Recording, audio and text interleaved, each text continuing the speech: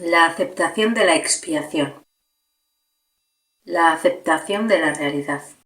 Tener miedo de la voluntad de Dios es una de las creencias más extrañas que la mente humana haya podido concebir jamás. Esto no habría podido ocurrir a no ser que la mente hubiera estado ya tan profundamente dividida que le hubiese sido posible tener miedo de lo que ella misma es. La realidad solo puede ser una amenaza para lo ilusorio, ya que lo único que la realidad puede defender es la verdad. El hecho mismo de que percibas la voluntad de Dios, que es lo que tú eres, como algo temible, demuestra que tienes miedo de lo que eres. Por lo tanto, no es de la voluntad de Dios de lo que tienes miedo, sino de la tuya. Tu voluntad no es la voluntad del ego, y por eso es por lo que el ego está contra ti. Lo que parece ser el temor a Dios es en realidad el miedo a tu propia realidad. En un estado de pánico no se puede aprender nada de manera consistente. Si el propósito de este curso es ayudarte a recordar lo que eres y tú crees que lo que eres es algo temible, de ello se deduce forzosamente que no aprenderás este curso. Sin embargo, la razón de que el curso exista es precisamente porque no sabes lo que eres. Si no sabes lo que es tu realidad, ¿por qué estás tan seguro de que es temible? La asociación que se hace entre la verdad y el miedo, que a lo sumo sería altamente artificial, es especialmente inadecuada en las mentes de aquellos que no saben lo que es la verdad. Lo único que esto quiere decir es que estás asociando arbitrariamente algo que se encuentra más allá de tu conciencia con algo que no deseas. Es evidente, pues, que estás juzgando algo de lo cual no tienes el menor conocimiento. Has urdido esta extraña situación de forma tal que te resulta imposible escapar de ella sin un guía que sepa cuál es tu realidad. El propósito de este guía no es otro que el de recordarte lo que deseas. No está tratando de imponerte una voluntad ajena. Está simplemente haciendo todo lo posible dentro de los límites que tú le impones por restablecer tu propia voluntad en tu conciencia. Has aprisionado tu voluntad más allá de tu conciencia, donde todavía se encuentra, pero desde donde no puede ayudarte. Cuando dije que la función del Espíritu Santo es separar lo falso de lo verdadero en tu mente, quise decir que Él tiene el poder de ver lo que has ocultado y reconocer en ello la voluntad de Dios. Gracias a este reconocimiento, Él puede hacer que la voluntad de Dios sea real para ti, porque Él está en tu mente y por lo tanto Él es tu realidad. Si la percepción que Él tiene de tu mente trae la realidad de ésta hasta ti, te está ayudando a recordar lo que eres. Lo único que puede ocasionar temor en este proceso es lo que crees que perderías. Lo único que realmente puedes tener, no obstante, es lo que el Espíritu Santo ve. He subrayado en muchas ocasiones que el Espíritu Santo nunca te pedirá ningún sacrificio, pero si te pides a ti mismo el sacrificio de la realidad, el Espíritu Santo tiene que recordarte que esa no es la voluntad de Dios, porque no es la tuya. No hay diferencia alguna entre tu voluntad y la de Dios. Si tu mente no estuviera dividida, reconocerías que ejercer tu voluntad es la salvación, porque es comunicación. Es imposible comunicarse utilizando lenguas diferentes. Tú y tu Creador podéis comunicaros por medio de la creación, porque ella y solo ella es vuestra voluntad conjunta. Una mente dividida no se puede comunicar porque habla en nombre de cosas diferentes a la misma mente. Al hacer esto pierde la capacidad de comunicarse porque una comunicación confusa sencillamente no tiene sentido. Es imposible comunicar un mensaje a menos que tenga sentido. ¿Cuán sensatos pueden ser tus mensajes cuando pides lo que no deseas? Sin embargo, mientras sigas teniendo miedo de tu voluntad, eso es precisamente lo que estarás pidiendo. Tal vez insistas en que el Espíritu Santo no te contesta, pero quizás sería más prudente examinar qué clase de peticionario eres. No pides únicamente lo que deseas. Esto se debe a que temes recibirlo, y ciertamente lo recibirías. Por eso es por lo que se lo sigues pidiendo al maestro que no puede dártelo. De él nunca podrás aprender qué es lo que deseas, y esto te da una ilusión de seguridad. Sin embargo, no puedes estar a salvo de la verdad, sino que solo puedes estar a salvo en la verdad. La realidad es tu única seguridad. Tu voluntad es tu salvación porque es la misma que la de Dios. La separación no es más que la creencia de que es diferente. Ninguna mente recta podría creer que su voluntad es más fuerte que la de Dios.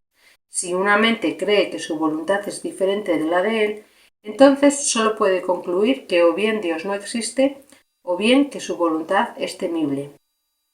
La primera conclusión da lugar al ateo y la segunda al mártir, que cree que Dios exige sacrificios. Cualquiera de estas dos conclusiones de mentes producirá pánico, ya que el ateo cree estar solo y el mártir que Dios lo está crucificando. No obstante, nadie quiere sentirse abandonado o sufrir represalias, aunque es posible que muchos procuren ambas cosas. ¿Puedes acaso pedirle al Espíritu Santo semejantes regalos y esperar recibirlos? Él no puede darte lo que tú no deseas. Cuando le pides al dador universal lo que no quieres, estás pidiendo lo que no se puede dar porque nunca se creó. Y nunca se creó porque nunca fue lo que tu voluntad dispuso para ti. En última instancia, todo el mundo tiene que recordar la voluntad de Dios porque en última instancia todo el mundo tiene que reconocerse a sí mismo. Este reconocimiento es el reconocimiento de que su voluntad y la de Dios son una. En presencia de la verdad no hay descreídos ni sacrificios. En la seguridad de la realidad, el miedo no tiene absolutamente ningún sentido. Negar lo que simplemente es tan solo puede dar la impresión de que es temible. El miedo no puede ser real sin una causa, y Dios es la única causa. Dios es amor, y Él es ciertamente lo que tú deseas. Esa es tu voluntad. Pide esto y se te concederá, porque estarás pidiendo únicamente lo que ya es tuyo. Cuando le pides al Espíritu Santo lo que te podría hacer daño, Él no puede satisfacer tu petición porque no hay nada que pueda hacerte daño, y por lo tanto no estás pidiendo nada. Cualquier deseo que proceda del ego es un deseo de algo que no existe, y solicitarlo no constituye una petición. Es simplemente una negación en forma de petición. El Espíritu Santo no le da importancia a la forma, ya que solo es consciente de lo que tiene significado. El ego no puede pedirle nada al Espíritu Santo porque no existe comunicación entre ellos. Tú, en cambio, puedes pedirle todo porque las peticiones que le haces son reales al proceder de tu mente recta. ¿Negaría el Espíritu Santo la voluntad de Dios? ¿Y podría dejar de reconocerla en su Hijo? No te das cuenta de la enorme cantidad de energía que desperdicias negando la verdad. ¿Qué le dirías a alguien que se empeña en intentar lo imposible creyendo que lograrlo es tener éxito? La creencia de que, para ser feliz, tienes que tener lo imposible está en total desacuerdo con el principio que rige la creación. Dios no pudo haber dispuesto que tu felicidad dependiera de lo que nunca podrías tener. El hecho de que Dios es amor no requiere que se crea en ello, pero sí requiere aceptación. Puedes ciertamente negar los hechos, pero no puedes hacer que cambien. Si te tapas los ojos con las manos, no podrás ver porque estarás interfiriendo en las leyes de la visión. Si niegas el amor, no podrás conocerlo porque tu cooperación es la ley de su existencia. No puedes cambiar las leyes que tú no promulgaste, y las leyes de la felicidad fueron creadas para ti, no por ti. Cualquier intento de negar lo que simplemente es tiene necesariamente que producir miedo, y si el intento es fuerte, producirá pánico. Querer imponer tu voluntad en contra de la realidad, aunque no es posible, puede convertirse en una obcecación, a pesar de que ese no es realmente tu deseo. Mas examina el resultado de esta extraña decisión. Estás dedicando tu mente a lo que no deseas. ¿Y cuán real puede ser esta dedicación? Si realmente no deseas eso que persigues, es que nunca fue creado. Y si nunca fue creado, no es nada. ¿Puedes realmente estar dedicado a lo que no es nada? Dios, en su dedicación a ti, te creó dedicado a todo y te dio aquello a lo que estás dedicado. De otra manera, no habrías sido creado perfecto. La realidad lo es todo, y tú no lo tienes, y tú lo tienes todo porque eres real. No puedes crear lo irreal, porque la ausencia de realidad es temible, y el miedo no es algo que pueda ser creado. Mientras sigas creyendo que es posible tener miedo, no podrás crear. Dos órdenes de realidad que se oponen entre sí, privan a la realidad de todo significado, y la realidad es significado. Recuerda que la voluntad de Dios es posible y que nada más lo será nunca. En esto reside la simple aceptación de la realidad, porque sólo eso es real. No puedes distorsionar la realidad y al mismo tiempo saber lo que es. Y si la distorsionas, experimentarás ansiedad, depresión y finalmente pánico, pues estarás tratando de convertirte a ti mismo en algo irreal. Cuando sientas esas cosas, no trates de buscar la verdad fuera de ti mismo, pues la verdad solo puede encontrarse dentro de ti. Di por lo tanto, Cristo está en mí y donde Él está, Dios tiene que estar, pues Cristo es parte de Él. Bueno, ahora vamos a ver el resumen y las notas que hemos destacado.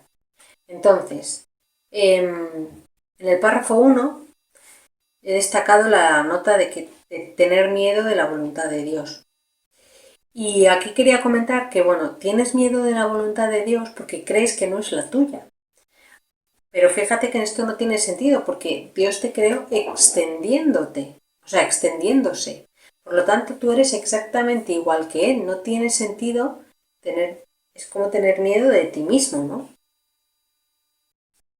Y en la línea 3 dice, la realidad solo puede ser una amenaza para lo ilusorio. Claro, ¿qué es lo que te cuesta el reconocimiento de la realidad?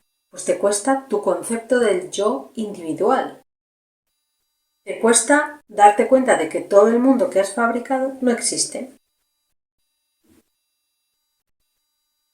En el párrafo 3 he destacado la línea 3 que dice que estás asociando arbitrariamente algo que se encuentra más allá de tu conciencia con algo que no deseas. Fijaros, piensas que no lo deseas, pero como no lo conoces, no sabes si lo deseas. Seguro que te ha pasado infinidad de veces rechazar algo o a alguien sin conocerlo y después de darle la oportunidad de conocerlo darte cuenta de que en realidad sí que te gusta. En este mismo párrafo, en el párrafo 3, he destacado también en la línea 5, te resulta imposible escapar de ella sin un guía que sepa cuál es tu realidad. Se refiere a esta extraña situación que hemos urdido en este mundo, ¿no? Entonces, aquí pues quería comentar que nosotros no podemos desenmarañar el laberinto solos, porque lo hemos fabricado a prueba de nosotros mismos. Por eso, el camino de vuelta a casa está guiado por el Espíritu Santo y por Jesús. Jesús nos muestra los obstáculos que nos vamos a encontrar porque Él ya los vivió. ¿Vale? Del párrafo 4 he destacado la parte en la línea 2 cuando dice, Él tiene el poder de ver lo que has ocultado, se refiere al Espíritu Santo, y reconocer en ello la voluntad de Dios. Fijaros que más adelante el curso nos va a decir que cuando la mente toma una decisión, se olvida de que la ha tomado y se olvida además de las opciones que tenía antes de haberla tomado. Digamos que ahora solo recuerda lo que ya ha elegido. Es un poco como en la película de Men in Black, que había ese cacharro que les borraba la memoria a las personas que de repente habían escuchado más información o visto más de lo que era conveniente que supieran, ¿no? Entonces, el Espíritu Santo es ese guía que aún ve todas las opciones y por lo tanto aún puede recordártelas. Y luego en este mismo párrafo, en el párrafo 4, en la línea 4, nos dice, si la percepción que Él tiene de tu mente trae la realidad de esta hasta ti, te está ayudando a recordar lo que eres.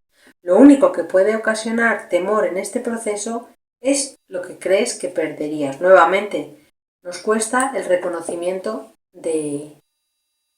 el reconocimiento de la verdad nos cuesta el mundo que vemos. O sea, perderías lo que ahora crees que es tu realidad. Se desvanecería tu mundo completito, tus familiares, tus cosas, todo lo que ahora tienes en gran estima. Pero claro, hay que entender que llegados a este punto ya no lo desearías, porque en ese momento ya se habría desbloqueado para ti tu verdadera voluntad. Y luego también me parece interesante en el párrafo 7, la línea 4, que dice, por eso es por lo que se lo sigues pidiendo al maestro que no puede dártelo. O sea, fíjate que en el párrafo 7 dice, tal vez insistas en que el Espíritu Santo no te contesta, pero quizá sería más prudente examinar qué clase de peticionario eres. No pides únicamente lo que deseas. Y esto se debe a que temes recibirlo, y ciertamente lo recibirías.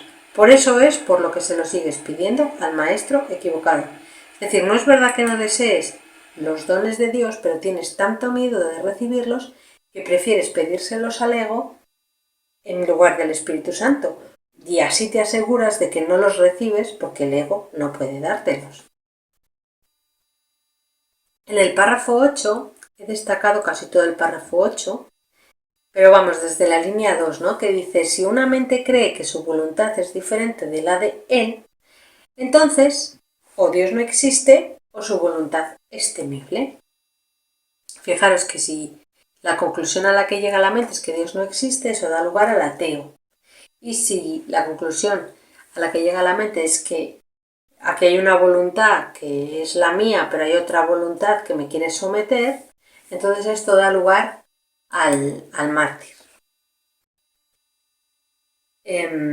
Sucintamente todos pensamos esto de alguna manera. El que es ateo porque se siente abandonado, se dé cuenta o no, y el que piensa que el sufrimiento se lo manda a Dios, porque aunque crea que se lo manda por su propio bien, finalmente no puede dejar de proyectar ese sufrimiento sobre Dios y por ende pues va a tener inconscientemente todavía miedo de la voluntad de Dios. Luego en el párrafo 11 he destacado la línea 4, que dice, Dios no pudo haber dispuesto que tu felicidad dependiera de lo que nunca podrías tener. Fijaros que aquí nos está diciendo que es imposible que la realidad de la que soñamos separarnos no nos satisficiera, porque esa fue la realidad que nos creó. O sea, ¿cómo iba a ser posible que nosotros no fuéramos suficiente para nosotros mismos? Realmente no tiene sentido, aunque es lo que creemos, ¿no? Que queríamos algo más de lo que es todo y por eso parece que nos separamos de la realidad. Pero si nosotros somos parte de la realidad, ¿cómo? O sea, es un autorrechazo, es decir, no, yo no soy suficiente para mí mismo. Es una locura. Y bueno, es todo lo que he destacado de esta lectura. Si hay alguna cosa que yo no he destacado, que te haya llamado la atención, que te gustaría destacar, comentar, pónmelo aquí abajo en los comentarios, ¿vale? Gracias.